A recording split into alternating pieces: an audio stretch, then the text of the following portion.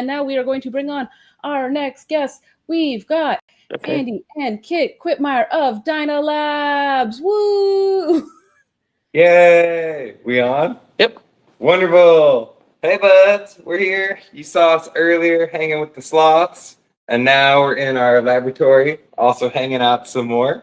So welcome. This is Panama.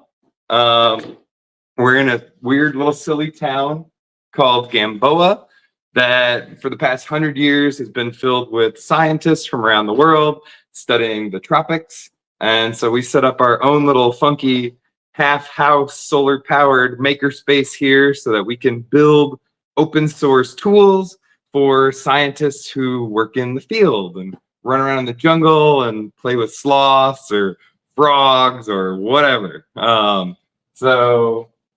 Today we'll give you a little tour of our laboratory that we've set up here. We've run many different events, like the Digital Naturalism Conference. For instance, if you're at the second Digital Naturalism Conference, DynaCon, you probably have seen this space, and it might not be too terribly different. But if not, welcome to it. It's a big hot mess right now because we're coming off of different projects, and you just kind of see the state of my brain throughout. But this right here is kind of our, what we call the gallery room. And it has a bunch of different projects and art. And it's also just kind of the big workplace that gets real messy when we're in big time production mode. For instance, we just got a bunch of moth boxes from a deployment that the Bat Lab just got back to us, and I just got back from traveling, so you can see ideas and prototypes. And it's always like this. It's never clean. It's always like this. You don't need to make excuses. We clean up every now and then. But some useful things are like the baking tray zone, which is really good for if you want to pretend you're a little more organized. You can sort different projects that you're working on, take out a whole shelf of things to work on it, and actually put it back, which is wild. So that's been pretty cool. There's tables that get infected with horizontal surface disease quite readily. But you may be asking, you haven't heard me rant about it a million other times, or at the Open Hardware Summit in Edinburgh, Scotland, what is the moth box? Oh, well, I'm so glad you asked. Here's a moth box right here. The moth box is an open source hardware tool. It's certified. It's the third Panamanian open hardware certified thing. I don't know what the other two are, but I should check that out. And it basically is a really high resolution camera that's also connected to big bright lights for taking photos, and then connected to a microcontroller or a Raspberry Pi in this case, so a microcomputer thing, that hooks up to really big bright UV lights. These lights are designed by a cool open hardware producer called Lab, run by a guy named Moritz, who designed them for us. They are really inexpensive, extra bright UV and also full spectrum lights that attract moths and other nocturnal insects. So the bugs will see these lights, get confused, land on this little target area, and then the moth box will take photos of them. And it does this all automatically. So you can be like some of our friends, like Bree was doing this a bunch at DynaCon in Indonesia, where she was going around setting out moth boxes and doing surveys of different areas. And then you can quickly see different types of biodiversity, what kinds of species are present in different areas around there. And so it's a pretty cool tool. Nothing like these has existed like 10 years ago. Now there's more tools for this kind of automated biodiversity monitoring. And a really cool thing is we got a grant from Wild Labs. So shout out to wildlabs.net. They are a conservation and technologists kind of forum organization. And every now and then they have grants. For the past 2 years, we've won their big Wild Labs award to get funding to actually make a more manufacturable version of the current version of the Mothbox. The current Mothbox is made so that you can use off-the-shelf parts to just kind of hack this thing together. It's the I need a Mothbox right now based off just things I can order that are normal commercial tool devices. But soon we're gonna be able to start taking orders for a customized, manufacturable and less expensive version of the Mothbox, where we have most of those items integrated into one beautiful PCB. It'll be more efficient. It'll be about $100 less in parts, and there's going to be a lot more usability features. The Nyeke? Oh yeah, the Nyeke, of course. Hopefully we'll get to see real Nyekes soon. But even just things like, instead of programming the schedule by having to log in to your little Raspberry Pi, you can click little switches. And stuff like this has come from feedback from lots of work with different scientists out in the field about what's going to make an actually field-ready, useful tool for them that they can quickly deploy and help monitor changes in biodiversity all over the world. And we're going to be trying to sell this with a thing called the Open Science Shop. And if you haven't heard of the Open Science Shop before, it's a really cool organization that's just starting up that's trying to help get open science tools out to people who want to use them in the world. And so it seems like a really good model for people like me who are mostly interested in, I want to build stuff and I want people to use the stuff. And I'm really bad at actually trying to sell things or get money for things. And so what they do is they create a directory of localized maker spaces around the world who want to build a certain type of scientific tool. They do this right now for the Open Flexure microscope, and it's been really successful. And so the Open Flexure microscope, you can go to the Open Science Shop website. You can find local manufacturers near you, order things from them, and actually give the developers of the Open Flexure microscope, or eventually when you can order a Mothbox, they'll give us a bit of a kickback to help us keep doing development and kind of tech support stuff. So hopefully it's a sustainable model. And if you're building open science tools, you should reach out to the Open Science Shop and see if you can start collaborations with them as well. Because yeah, hopefully it'll be a cool way to get tools in people's hands. That's pretty much it for the Mothbox. Should we do more tours? So there's a couple things. Oh, over here, you can see these are fun backpacks designed by Hannah Perner Wilson and myself that you can put tools inside, carry them into the field, and then deploy them. And they've got lots of fun little pockets and doodads and measuring things. So that's pretty fun. We'll have some tools like 3D printers and stuff up here. This is kind of like a fun art zone. You can see bubble helmets, different kinds. This is the classic bubble helmet for rollerblading around, blasting bubbles.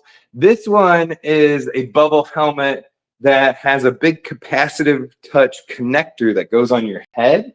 And then if somebody hugs you, it actually detects that change in capacitance and it starts shooting bubbles out of the top.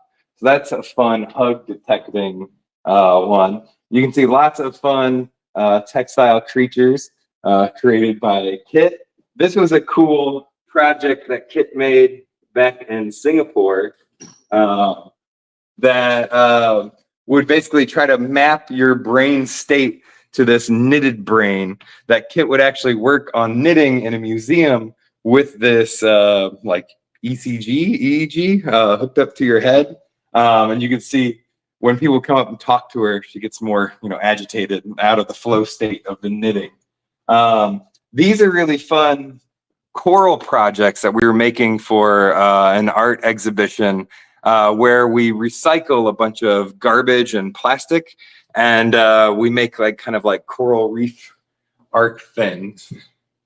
So those are kind of cool. And of course, we have many of the books of proceedings of the past digital naturalism conferences, also run by your amazing leaders in this event, Lee and Sid, as well as Paula Tay. We're going to have the proceedings from the Indonesia one eventually. We'll get to it. And then, yeah, so that's kind of this. There's a residency room where we have different visiting residents sometimes. And so, for instance, Bree was staying here for a bit. We have a cool butterfly scientist who's staying with us right now. So when we can, we try to host people doing cool stuff. I say, let's swoop out through the... this is a zone where we have, some random stuff. There's a 3D printer trash to filament machine, other printers, laminators. This is kind of our best favorite room of the house. It's our enclosed mesh porch where we just have nice rainforest and birds all around us. So it's a wonderful place to hang out and work. We do craft nights and other community events here. And then I'll take them down to the plastic recycling zone. Maybe if we're lucky, there will be a Yankee.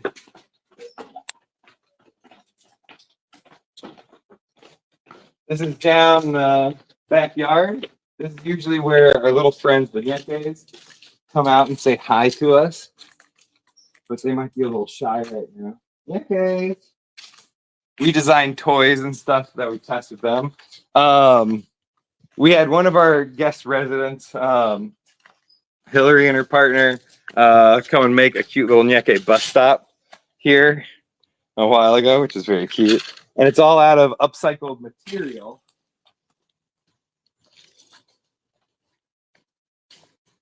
Which we process over here. This is kind of our plastic recycling zone.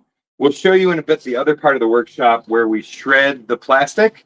But after we shred it, we can either squish it into flat sheets using, this is a t-shirt press. We also have a panini press down there. And so you can take plastic, melt it, put it into sheets like this. Or we have an extruding machine that we built where you put that plastic shred in there, heats it up, poops it out into different molds or bars and stuff like that. So you can see this is one of our bars of plastic. This is an experiment. It went kind of weird. I got this metal pole stuck in it. So now I have a strange plastic scepter. And then here, we'll go check out the main workshop. This is the kitchen down here. Do kitchen-y stuff. There's a craft area back there with a lot of sewing machines, textiles, stuff like that. We have solar power, so most of the kitchen stuff is electric. Yeah, a lot of electric. Yeah, we got rid of any gas stuff, so that's been kind of cool. This can be tricky if the internet will stay on, but we'll see.